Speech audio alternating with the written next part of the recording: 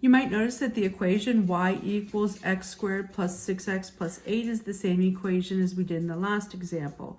That's done on purpose because we want to be able to confirm that the axis of symmetry and the vertex that we found by graphing that we can now find using a formula.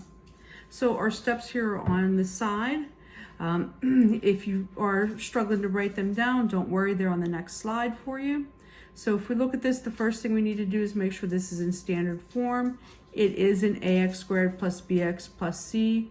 We then want to identify those a, b, and c values. And then we're going to be using the equation to find the x-coordinate of the vertex. X is equal to the opposite of b divided by 2a. And so if our b is 6, the opposite is negative 6 divided by 2 times 1. And that gives us an x-coordinate of negative 3. That is also our axis of symmetry. Tells us two different things there. Our axis of symmetry is the vertical line, x equals negative 3. The x-coordinate of our vertex is negative 3. Now we need to find the y-coordinate of our vertex.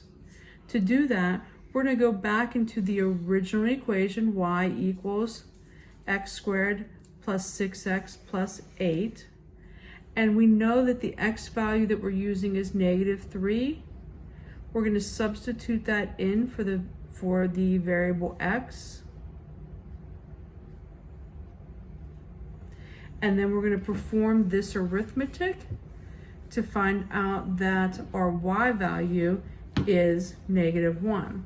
And that's our y value of our vertex. If you go back and look at the last example that we graphed, you can see that it's the same information. We've got the axis of symmetry, x equals negative 3, and the vertex is at negative 3, negative 1.